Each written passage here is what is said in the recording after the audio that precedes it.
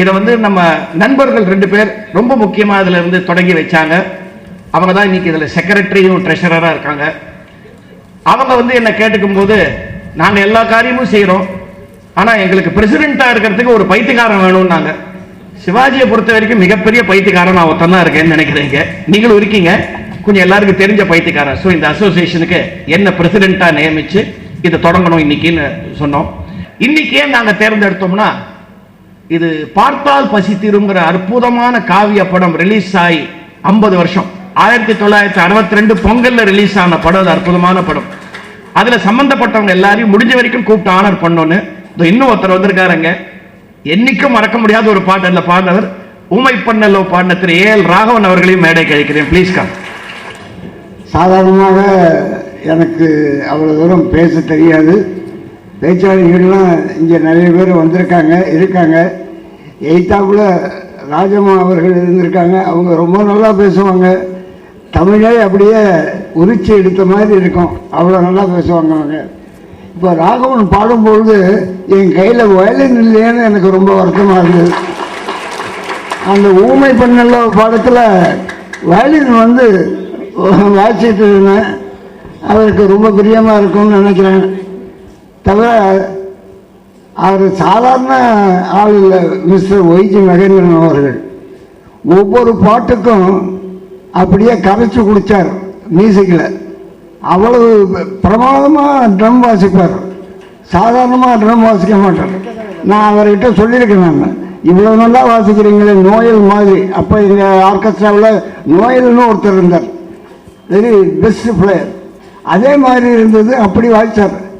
அதை தவிர ஒரு பாட்டுக்கு நினைக்கிறேன், நெஞ்சத்திலே நீ இருந்தால், அந்த பாட்டுக்கு விசில் பண்ணியிருக்கார் பாருங்க. மலேசியாவில் என்னுடைய நிகழ்ச்சி, நானும் விஸ்வநாதன் நிகழ்ச்சிக்கு போயிருந்தோம். அப்போ அந்த அம்மா பாடினாங்க, சுசிலா அம்மா. அப்போ அந்த விசில் பண்ணார் பாருங்க, கேட்கறதுக்கு அவ்வளோ சுகமாக இருந்தது.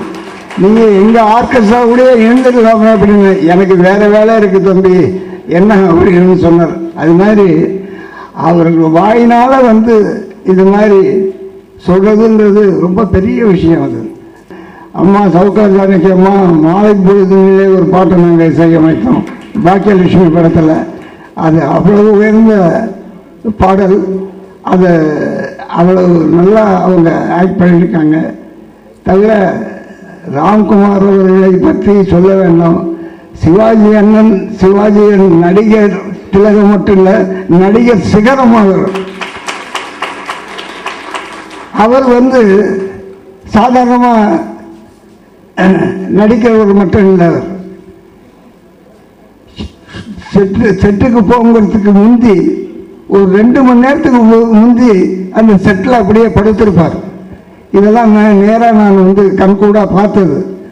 ஏன்னா ஏவிஎம் ஸ்டுடியோவில் நானும் விஸ்வநாதனும் கம்போஸ் பண்ணிட்டு இருக்கும்போது சிவாஜி அண்ணா இங்கே வருவார். எங்கேன்னு இவ்வளோ சீக்கிரம் வந்து எனக்கு ஒரு 2 மணி நேரம் வேலை இருக்குது செட்டில் அப்படின்னு போய் அங்கே படுத்திருப்பார் அவர். அந்த செட்டினுடைய அட்மாஸ்பியர்லாம் பார்த்துக்கிட்டு எங்கே நின்று இப்படி ஆக்ட் பண்ணணும், அப்படி உள்ள ஒரு பெரிய மேதை. அந்த மேதை வந்து நம்ம கையில் இல்லை. அவர் வந்து நடிப்புக்கு கற்றுக் கொடுக்குறவர். எந்த ஹீரோயின் போனாலும் இப்படி நடிக்கணுமா அப்படி நடிக்கணுமா அப்படின்னு அவர் சொல்லக்கூடியவர். அவ்வளவு பண்புள்ளவர். அவர் திருச்சியில் ராம்குமார் அவர்கள் சொன்ன மாதிரி சங்கிலியாண்டபுரத்தில் முதல்ல இருந்தவர். எனக்கும் திரிஷா படித்தான். பிஎன் பிள்ளை அவர்களை பற்றி பேசினார். பிஎன் பிள்ளை வந்து எங்கள் குடும்பத்துக்கு மிகவும் முக்கியமானவர். அவருடைய பேரன், அவருடைய பையன் எல்லாருமே, மாதவன், டாக்டர் மாதவன், அவருடைய பையன் இன்னைக்கு ஒரு பெரிய லெவலில் இருக்கான் பெங்களூரில். அதனால் சிவாஜி அண்ணன் அவர்கள் குடும்பமும் எங்கள் குடும்பமும் வேறுபட்டதில்லை, மிகவும் அந்யோன்யமான குடும்பம். அப்பொழுது ரெட்டையர்கள் அப்படிம்பாங்க. ரெட்டையர்கள் என்பது ராம்குமார் அவர்கள், பிரபு அவர்கள். இந்த ரெட்டையர்கள் பெற்றெடுத்த சிவாஜிவான். அதே மாதிரி நாங்களும் ரெட்டையர்கள் தான். ஆனால் அவர் வந்து கேரளாக்காரர், நான் தமிழன். ஆனால் தமிழும் ஒன்று தான், கேரளாவும் ஒன்று தான். இதில் எங்களுக்கு வித்தியாசமே கிடையாது. நகமும் சதையும் பிரிக்க முடியாது, மூன்றை பிரிக்க முடியாது சார். எம்எஸ்சி பிரிக்க முடியாது, அதே மாதிரி டிகேஆரையும் பிரிக்க முடியாது. அதனால தான் 2 ஷீல்டும் ஒன்றா சேர்ந்து இன்னைக்கு நண்பர்கள்லாம் வந்து புகைப்படம் எடுத்தார்கள். மிக்க வணக்கம் எல்லோருக்கும். என் நண்பர்கள் அந்த வணக்கத்தை தெரிவித்துக் கொண்டு நான் விடைபெறுகிறேன். There is a time to speak and time not to speak. Today it is a time for me not to speak because I am being honored by such a legendary persons who are all seated here and all the distinguished gathering here. உங்களை எல்லாரையும் பார்த்தாலே பசி தீர்ந்து போச்சு எனக்கு. என்டி Ramarao sir நான் makeup போடும்போது சின்ன வயசில் கண்ணாடி பின்னாடி நின்றுட்டு வாகினி ஸ்டுடியோவில் சொன்னார், ஜானிமா உங்களுக்கு ரொம்ப வயசான காலத்தில் தான் அதிர்ஷ்டம் வருவாங்க. அது என்ன சார் இப்போ வராதான்னு. என்னுடைய ப்ரெடிக்ஷன் பிரகாரம் ரொம்ப வயசான காலத்தில் வரும்னு சொன்னார். அது இன்னைக்கு நான் நம்புகிறேன். 80 வயசில் இப்படி ஒரு கௌரவம், அதுவும் the grand young lady, the most distinguished person, Dr. Mrs. Vaidhi Parthasarathy அவங்க முன்னிலையில், இத்தனை பேர் முன்னிலையில் இந்த கௌரவம் நடக்கிறது நான் பெருமையாக நினைக்கிறேன், என்னுடைய பாக்கியம்னு நினைக்கிறேன். அதை விட நடிகர் திலகம் ஒரு சிகரத்தினுடைய நான் நடித்தது, என்னுடைய அருமையான படங்கள் எல்லாம் வந்தது சிவாஜி சாரோட நடித்தது தான். அந்த இமயத்துக்கு பக்கத்தில் நிற்கிற பாக்கியத்தை எனக்கு கொடுத்தார். அந்த கலைத்தாய்க்கு நான் வணங்குறேன். இன்னைக்கு இந்த நடக்கிற இந்த கௌரவத்தை என்னுடைய வாழ்நாளில் என்றைக்குமே நான் மறக்க மாட்டேன். பசுமையாக இருக்கும். உங்கள் எல்லாருடைய அன்பும் ஆதரவும் எனக்கு கிடைச்சதுக்கு மறுபடியும் உங்கள் எல்லாருக்கும் நான் ஒரு நன்றி சொல்லி, அவங்களோட ஒரு சின்ன என்னுடைய in my own humble way I would like to say that I love you all, I respect you all. அதுக்கு அனுமதி வைத்திய சாரை கேட்டேன். ஐயோ இது என்னது, இது பாரத கலாச்சாரம்னா ஜானமா உனக்கு தான் இது, நீ வா அப்படின்னாரு. So thank you very much for the opportunity you give me sir. Thank you all of you. Actually அந்த சினிமாக்கே போயிட்டேன். I was just imagining. இவர் சொன்னது கூட எனக்கு கேட்கல. அது அவ்வளோ அழகாக அந்த படம் ரொம்ப நல்லா இருந்தது. இவங்க ஊமை பெண்களில் படித்து அந்த சீன் தான் என் மனசுக்குள்ளே ஓடிட்டு இருந்தது. எவ்வளோ அழகாக பாடுறாங்க. ஒரு கனவுல சஞ்சாரிச்சுட்டு இருந்தேன்.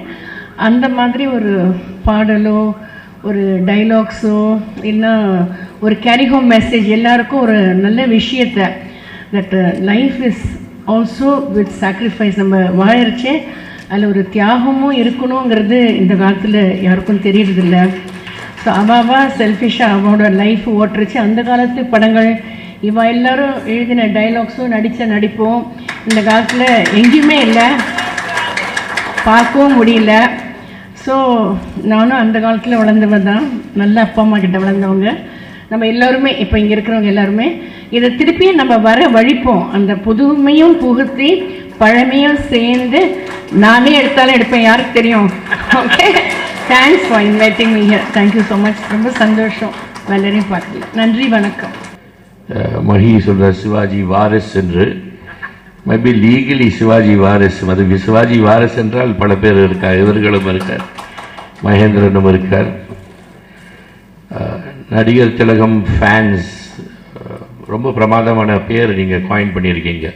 அது நடிகர் திலகம் film appreciation society, film appreciation society.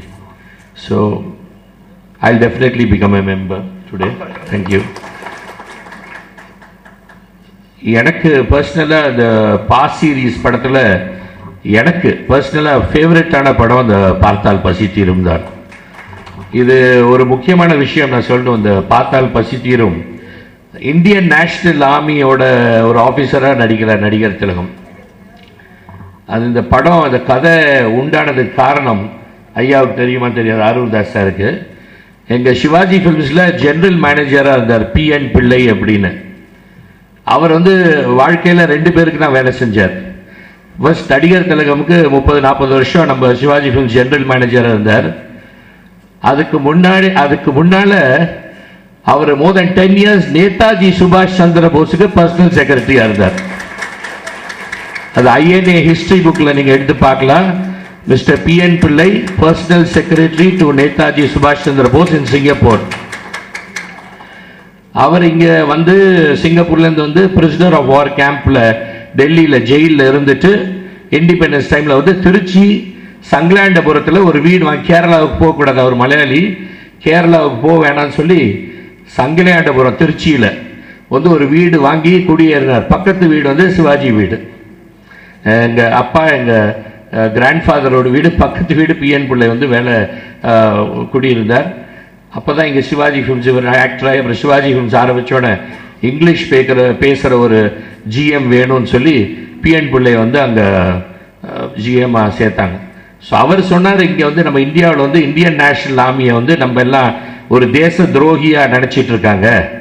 நீங்கள் வந்து ஒரு கதை உண்டாக்கி இந்தியன் நேஷனல் ஆர்மி வந்து தேச துரோகிகள் அல்ல, நம்ம நாட்டின் சுதந்திரத்துக்காக தான் சண்டை போட்டோமே தவிர we anti British, we are not anti Indian அப்படின்னு எடுத்து காட்டணும். அது யார் இது வரைக்கும் அதை பற்றி வெளியே கொண்டு வரல, சினிமாவில் கொண்டு வந்தீங்கன்னா தான் தெரியும்னு சொல்லி அந்த ஐடியாவில் தான் இவங்க உட்காந்து கதை எழுதி இந்த பார்த்தால் பசி தீரும்ல அந்த கேரக்டர், சிவாஜி சார் சேர கேரக்டர் வந்து Indian National Army officer, Sivaji சாரும் ஜெமினி சாரும் அப்படி வந்து, அப்புறம் முதல்ல நீங்கள் தெரியும் அந்த போர் முடிஞ்சு வந்தோன்னா கோர்ட் சீன்லாம் வரும்.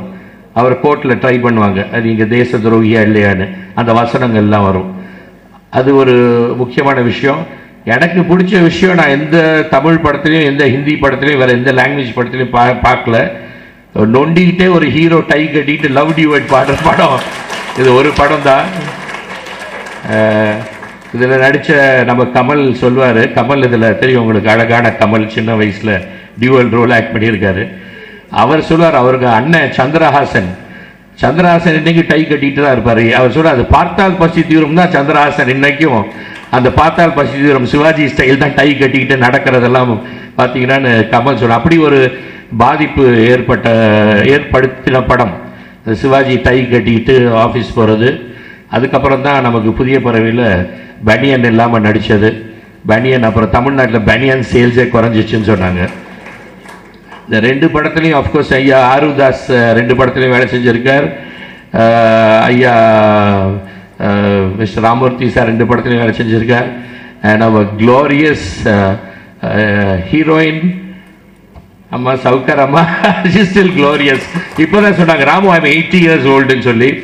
I said, well, you don't look 80 anyway, you're still glamorous. Look at the jewelry. எல்லா மற்ற பொண்ணுங்களாம் பொறாமப்படுத்துகிற மாதிரி ஜுவல்லரி போட்டிருக்காங்க. ஜுவல்லரி தான் நல்லா இருக்கா? சரி.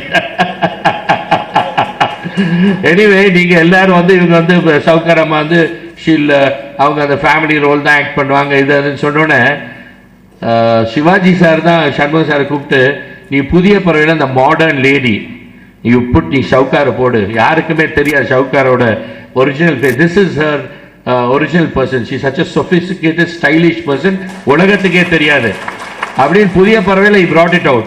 அதுக்கப்புறம் திருப்பி அவங்க அது மாதிரி ரோல் பண்ணது உயர்ந்த மனிதன் படத்தில். அந்த ரெண்டு படம் just sophistication. And we still love her, we'll always love you ma. We always see Saukarji and other people instead of Kamalama is not here, but இவங்கெல்லாம் ஃபேவரட் ஆஃப் கமலாமாஸ். And I appreciate the fact, எல்லாம் நீங்கள் appreciate பண்ணோம் that காரில் வந்திருக்காங்க இவ்வளோ தூரம் பெங்களூர்லேருந்து இந்த ஃபங்க்ஷனுக்காக. ஐ ரியலி இங்கே வரீங்கன்னு சொன்னாங்க, பட் ஐ ஜஸ்ட் தாட் ஏன்னா அவ்வளோ கஷ்டப்பட்டு வராங்களே காரில் நினச்சேன். But she is come already. I'm thank you very மச்மா. அண்ட் அண்ணன் எங்கள் குடும்பத்து நண்பர், ரொம்ப நெருங்கியவர் அண்ணன் ராகவன். ஐ டோன்ட் ஹேவ் அவரை பற்றி பேச தேவையில்லை நான். Anyway, thank you very much. I'll try to be here every month. Prabhu also called, Hyderabadல இருக்காரு, கால் பண்ணி விஷ் பண்ணாரு. He told tell அண்ணன் Mahi and Raghavendra, Murali, all the others எல்லாத்துக்கும் தேங்க்ஸ் சொல்ல சொன்னார். Hopefully அவர் அடுத்த வாட்டி மெட்ராஸில் இருந்தால் he'll definitely attend the function. Thank you very much. வணக்கம்.